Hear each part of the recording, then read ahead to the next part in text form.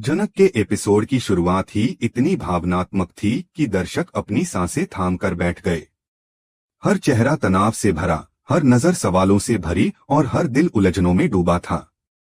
अनिरुद्ध के चेहरे की झलक से ही गुस्से की लपटें महसूस की जा सकती थीं, लेकिन वो गुस्सा सिर्फ झनक के लिए नहीं था, खुद के लिए भी था, क्योंकि कहीं ना कहीं वो जानता था कि उसने झनक के साथ अन्याय किया है। अर्शी के दिल में कंफ्यूजन का तूफान चल रहा था। क्या वो ऋषि को समझ पाएगी? क्या वो अनिरुद्ध के प्यार पर भरोसा कर पाएगी? और इन दोनों के बीच झनक, जो खुद को एक मोहरे की तरह महसूस कर रही थी, जिसे हर कोई अपनी सुविधा से इस्तेमाल करना चाहता है। उसे समझ ही नहीं आ रहा था कि उसकी जिंदगी में ये सब इतना तेजी से कैसे बदल गया। लेकिन दोस्तों, असली झटका तब लगा जब ऋषि ने वो कदम उठाया जिसने पूरी कहानी की दिशा ही बदल दी। उसने कहा, मैं झनक के लिए खूनदान करने को तैयार हूँ। इस एक वाक्य ने पूरे घर की बुनियाद हिला दी। सबके चेहरे पर अविश्वास के भाव थे। किसी को यकीन ही नहीं हो रहा था कि ऋषि ऐसा कुछ कहेगा। यह कोई साधारण फैसला नहीं था, बल्कि उसके दिल की गहराइयों से निकला हुआ सच था, जिसे वो अब तक छुपाए बैठा था। इस एक लाइन ने न केवल झनक बल्कि अर्शी और अनिरुद्ध दोनों को भीतर तक हिला दिया। अर्शी के चेहरे पर सदमे के भाव थे और अनिरुद्ध का चेहरा लाल गुस्से से भर गया था। पर दोस्तों, सबसे गहरा असर झनक पर पड़ा। वो जो अब तक अपने आप को अकेला समझ रही थी, उसे एहसास हुआ कि कोई है जो उसके लिए अपनी जान जोखिम में डाल सकता है। ऋषि की वो लाइन, फर्क कैसे ना पड़े जब बात उसकी हो जिसे मैं दिल से चाहता हूँ, ने जैसे पूरे एपिसोड की आत्मा बना दी। यही वो क्षण था जब दर्शकों ने जाना कि अब कहानी सिर्फ एक सीरियल नहीं बल्कि दिलों की जंग बन चुकी है। इस पल ने रिश्तों का रंग पूरी तरह बदल दिया। अर्शी और अनिरुद्ध दोनों की दुनिया बिखरने लगी और झनक की जिंदगी में नए सवाल उठने लगे। क्या ये प्यार की शुरुआत है या किसी बड़े तूफान का संकेत? इसी बीच कहानी में एक और दिलचस्प मोड़ आता है जब अदिति और अर्शी की मुलाकात होती है। ये मुलाकात साधारण नहीं बल्कि रहस्यों से भरी थी। दोनों के बीच जो बातें हुईं, उन्होंने साफ कर दिया कि अब अर्शी के अंदर भी एक नया रूप जन्म ले रहा है, एक ऐसा रूप जो उसे पहले से ज्यादा मजबूत बनाएगा। अब वो सिर्फ प्यार में डूबी हुई लड़की नहीं रहेगी, बल्कि हालात से लड़ने वाली और खुद को साबित करने वाली महिला बनकर उभरेगी। अनिरुद्ध और अर्शी के रिश्ते की डोर अब या तो और मजबूत होगी या पूरी तरह टूट जाएगी। इस सबके बीच झनक खुद से लड़ रही है। उसके अंदर का दर्द, उसकी मजबूरियां और उसकी चुप्पी सब कुछ बयां कर रहे हैं कि वो अब पहले वाली झनक नहीं रही। वो अब उस लड़की में बदल रही है जो हर चोट को अपनी ताकत बना रही है। परिवार में तनाव बढ़ चुका है, हर कोई किसी न किसी से नाराज है और ऋषि का नाम हर चर्चा का केंद्र बन गया है। उसके खूनदान के फैसले ने जैसे सभी को अपनी अपनी सोच में झोंक दिया है। और फिर आता है वो सीन जो दर्शकों को एक अलग ही भावनात्मक दुनिया में ले जाता है। ऋषि झनक को एजुकेशन मिनिस्टर के पास छोड़ने जाता है। रास्ते में झनक उससे पूछती है, एक बात बताइए, आपको इतना फर्क काहे पड़ता है?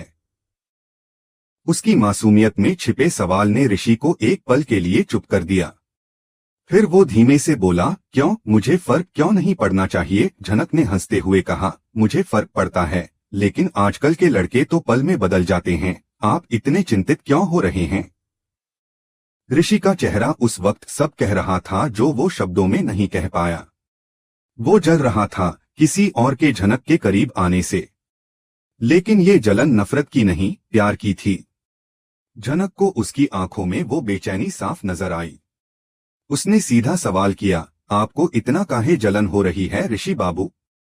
अगर मैं किसी से बात कर लूं तो उसमें क्या हो गया? ऋषि के पास जवाब नहीं था। उसकी चुप्पी ही उसका इकरार बन गई। झनक फिर बोली, अगर अदिति दीदी के साथ ऐसा कुछ होता तो आपको ऐसा ही लगता? इस सवाल ने ऋषि को अंदर तक हिला दिया। वो कुछ पल के लिए ठहर गया, उसके पास कोई जवाब नहीं था। बस धीरे से बोला, जनक प्लीज। हर सवाल का जवाब नहीं देना चाहिए। उसका ये जवाब दरअसल उसके दिल का डर था। वो झनक के सामने अपनी सच्चाई नहीं लाना चाहता था। फिर उसने झनक से कहा, तुम अभी इस शहर को नहीं जानती, यहाँ के लोग कैसे होते हैं तुम्हें पता नहीं। अच्छे बनने के बहाने भी कई बार लोग बुरा कर जाते हैं, इसलिए किसी पर जल्दी भरोसा मत करना। झनक ने पहली बार उसकी बातों में वो अपनापन महसूस किया जो उसने कभी नहीं पाया था। वो उसकी चिंता में छिपे स्नेह को महसूस कर सकती थी। झनक मुस्कुराई और बोली, शहरी बाबू, अब आपको हमारी जिंदगी में इतनी दिलचस्पी क्यों हो रही है? ऋषि ने तुरंत कहा, इसलिए क्योंकि मुझे फर्क पड़ता है और वो लड़का मुझे पसंद नहीं। झनक ने उसकी आंखों में झांका और देखा कि वहां चिंता नहीं, प्यार छिपा था। दर्शक इस सीन को देखकर पागल हो गए। सोशल मीडिया पर हर जगह बस यही चर्चा थी कि ऋषि आखिरकार अपने दिल की बात मानने लगा है। यह जलन नहीं बल्कि प्यार की शुरुआत है जो अब धीरे धीरे परवान चढ़ रही है। लेकिन कहानी यहीं खत्म नहीं होती। झनक का अगला झटका तो उससे भी बड़ा था जब उसे पता चला कि हॉस्टल की मेरिट लिस्ट में उसका नाम ही नहीं है। यह उसके सपनों पर सीधा वार था। उसकी आंखों के सामने सब अंधेरा छा गया। उसे समझ नहीं आया कि गलती कहाँ हुई। कॉलेज में सब कुछ अचानक उलट गया। यह सिर्फ एक एडमिशन का मामला नहीं था, बल्कि उसकी मेहनत, उसका भविष्य, उसकी इज्जत सब दांव पर था। वहां की शिक्षिका मित्र ने आकर उसे संभालने की कोशिश की और कहा, झनक, खुद पर भरोसा रखो, तुम फिर से संभल सकती हो। लेकिन झनक के चेहरे पर जो उदासी थी वह दिल को छू जाने वाली थी। उसका संघर्ष अब एक नई दिशा ले चुका था। अब यह सिर्फ उसके सपनों की नहीं बल्कि उसकी पहचान की लड़ाई बन गई थी। ऋषि की चिंता, झनक की मासूमियत, अनिरुद्ध का गुस्सा और अर्शी की उलझन, इन सब के बीच कहानी अब उस मोड़ पर पहुंच चुकी है जहां से वापस लौटना नामुमकिन है। अब हर एपिसोड एक नया तूफान लेकर आएगा और झनक का हर कदम दर्शकों के दिलों पर असर डालेगा। क्योंकि अब यह सिर्फ उसकी कहानी नहीं, हर उस लड़की की कहानी बन गई है जो अपने अस्तित्व के लिए लड़ रही है। जब किसी लड़की की हिम्मत पूरी व्यवस्था को हिला दे तो समझ लेना चाहिए कि उसके भीतर आग नहीं, एक क्रांति जल रही है। झनक का सफर भी कुछ ऐसा ही बन गया था। उसने जब कॉलेज में अन्याय के खिलाफ आवाज उठाई तो किसी ने नहीं सोचा था कि यह एक साधारण विरोध नहीं बल्कि एक आंदोलन बन जाएगा। शुरुआत में सबने उसे चुप रहने की सलाह दी। कुछ ने डराया कि प्रशासन के खिलाफ जाना खुद के भविष्य को खतरे में डालना है। मगर झनक ने ठान लिया था कि अब वह अपने अधिकारों और सम्मान के लिए खड़ी होगी। यह लड़ाई सिर्फ उसके लिए नहीं बल्कि हर उस छात्र के लिए थी जिसे किसी न किसी रूप में अन्याय सहना पड़ा था। कॉलेज की गलियों में जब उसके विरोध की खबर फैली तो पूरा माहौल बदल गया। हाथों में पोस्टर लिए, आंखों में आग और दिल में दर्द लिए जब झनक ने धरना शुरू किया तो कॉलेज प्रशासन तक के होश उड़ गए। छात्रों ने उसकी हिम्मत को देखकर उसके साथ खड़े होने का फैसला किया। हर किसी के हाथ में लिखा था, झनक को इंसाफ दो। धीरे धीरे यह आवाज कॉलेज की सीमाओं से बाहर निकलकर मीडिया तक पहुंच गई। न्यूज चैनल और रिपोर्टर कॉलेज के गेट के बाहर जुटने लगे। सोशल मीडिया पर भी जस्टिस फॉर झनक ट्रेंड करने लगा। अब यह सिर्फ एक लड़की की लड़ाई नहीं बल्कि पूरे सिस्टम के खिलाफ खड़ा हुआ एक सवाल था।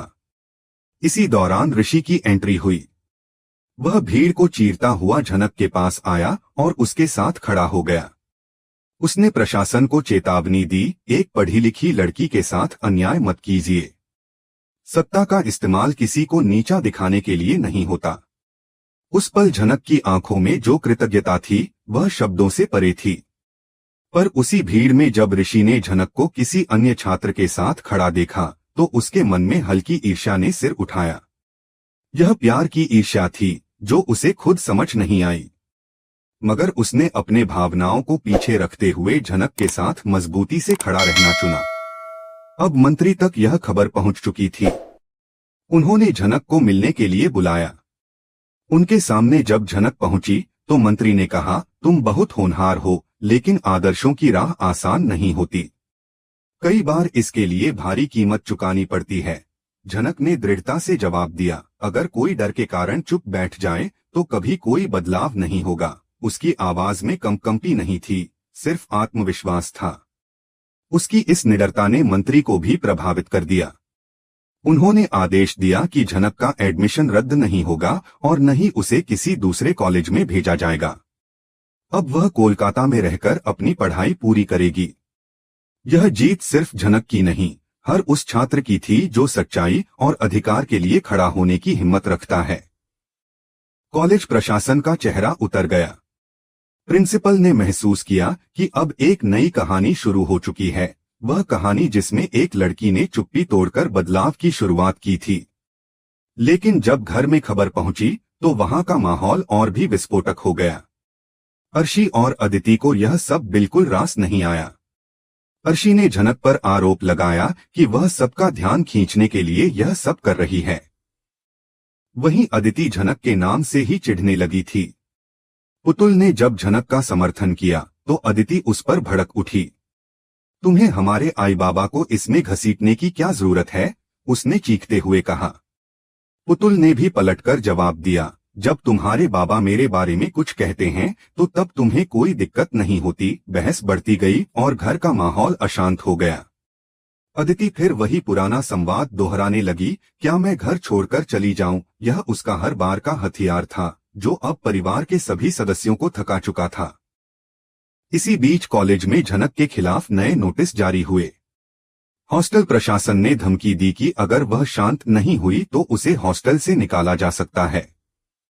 कुछ छात्रों ने अफवाह फैलाई कि वह सिर्फ ऋषि से दूर होने के बाद ध्यान पाने के लिए यह सब कर रही है।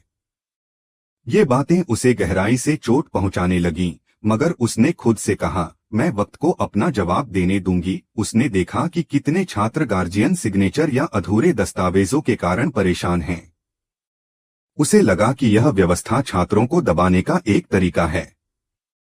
उसने सबके सामने कहा, अगर एक 18 वर्षीय व्यक्ति कानूनन वयस्क है तो उसे अपने निर्णय खुद लेने का अधिकार होना चाहिए।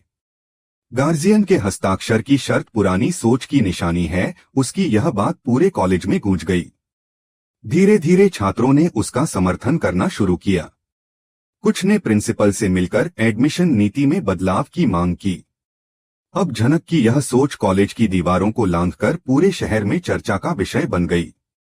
अखबारों ने लिखा, जिस लड़की ने रिश्तों में हार मानी उसने समाज के सामने जीत की मिसाल पेश की। मगर झनक जानती थी कि यह जीत आसान नहीं थी। कई प्रोफेसरों ने उसकी तारीफ की, लेकिन कुछ ने उसे अनुशासनहीन करार दिया। प्रिंसिपल ने उसे बुलाकर कहा, तुम समझो झनक, यह मामला सिर्फ तुम्हारा नहीं है। मंत्री जी बहुत प्रभावशाली हैं। मुझे डर है कि कहीं यह सिस्टम तुम्हें तोड़ न दे। झनक ने शांत स्वर में कहा, मैं किसी ऐसे व्यक्ति के नाम से अपनी पहचान नहीं जोड़ सकती जिसने मेरे आत्मसम्मान को ठेस पहुंचाई है। प्रिंसिपल ने उसके चेहरे को देखा, जहां डर नहीं था, बस दृढ़ता थी। उन्होंने गहरी सांस ली और कहा, तुम्हारा इरादा नेक है, लेकिन समाज के खिलाफ जाना हमेशा आसान नहीं होता। रात को झनक हॉस्टल में अकेली बैठी सोच रही थी, क्या सच में मेरा एडमिशन रद्द हो जाएगा?